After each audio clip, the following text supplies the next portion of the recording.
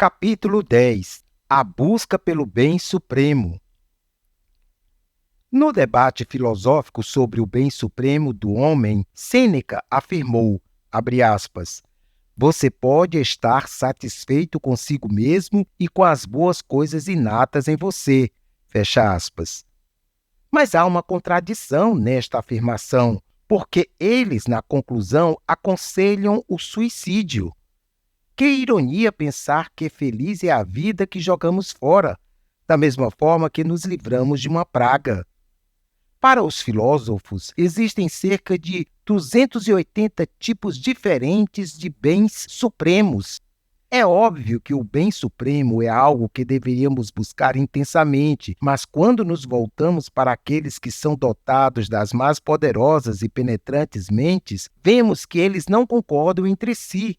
Um diz que o bem supremo consiste na virtude, outro no prazer sensual, outro que está no seguir a natureza, enquanto o outro que está na verdade.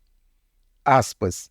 Feliz é o homem que pode conhecer as razões das coisas. Fecha aspas.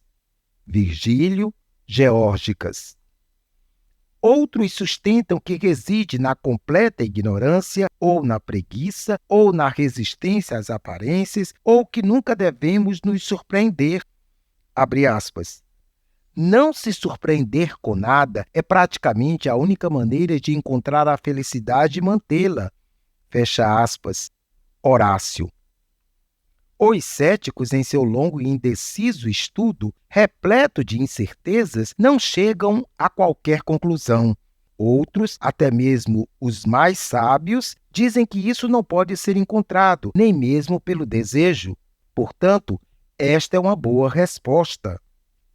Ao questionarmos se essa filosofia chegou a alguma conclusão significativa após todos os esforços dos filósofos, talvez uma conclusão seja a alma conhecer-se a si mesma.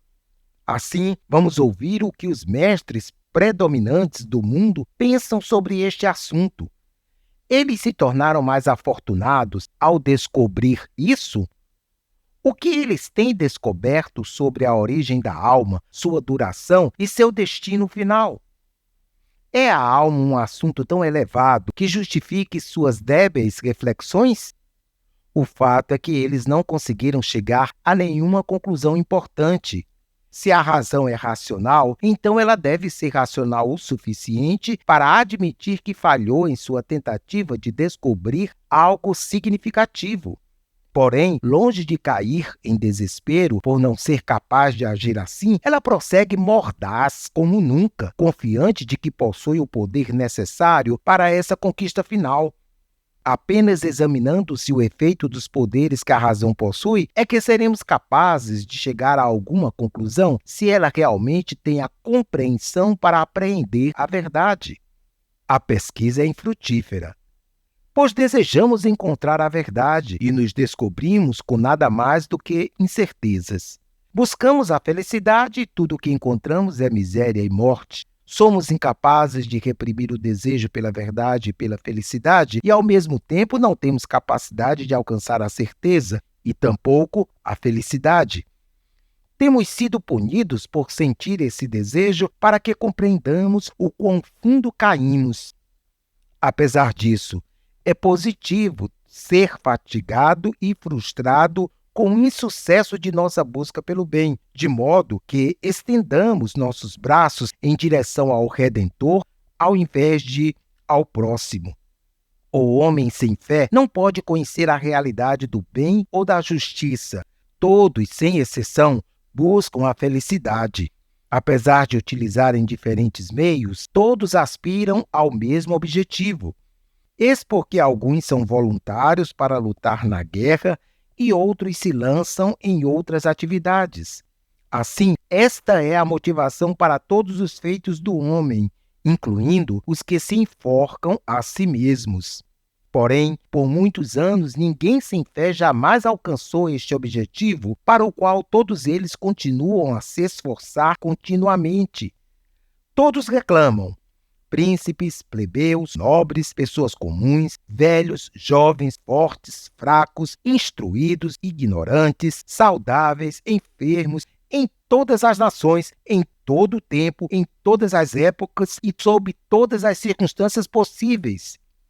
Sem dúvida, uma análise como esta, realizada sem uma pausa ou alteração, realmente deveria nos convencer de que somos incapazes de alcançar o bem por nossos próprios esforços pessoais.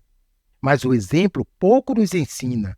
Não há duas pessoas exatamente iguais, e é isso que nos faz esperar que nossos esforços não sejam desapontados desta vez, como os demais o foram em outras ocasiões. Embora o presente jamais nos satisfaça, a experiência nos ilude, levando-nos de uma desilusão a outra até que a morte chegue como último e eterno final.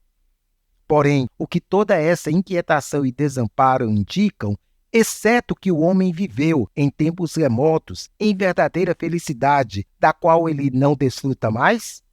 Assim, ele inutilmente busca, mas nada encontra que o possa ajudar. Apenas consegue enxergar um abismo infinito que só pode ser preenchido pelo único, que é infinito e imutável.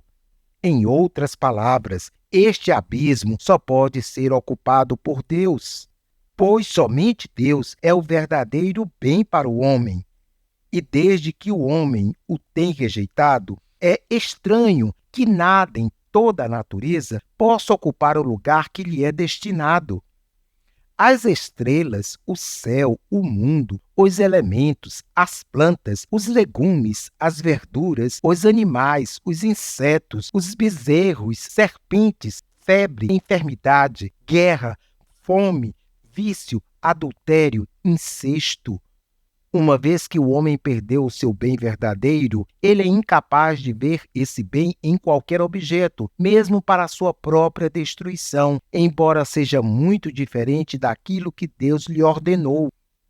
Alguns buscam o bem na autoridade, outros no conhecimento e erudição ou no prazer.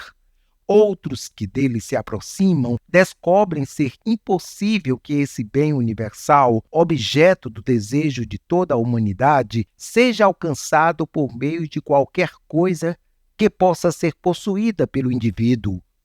Pelo contrário, com frequência, causa aos que os possuem mais dor que alegria. Tais pessoas compreenderam que o bem verdadeiro é algo a ser possuído por todos sem perda ou inveja, e que ninguém deveria ser capaz de perdê-lo contra a sua vontade. Eles justificam que esse desejo é natural ao homem, uma vez que toda a humanidade, inevitavelmente, tem esse desejo e não pode viver sem ele.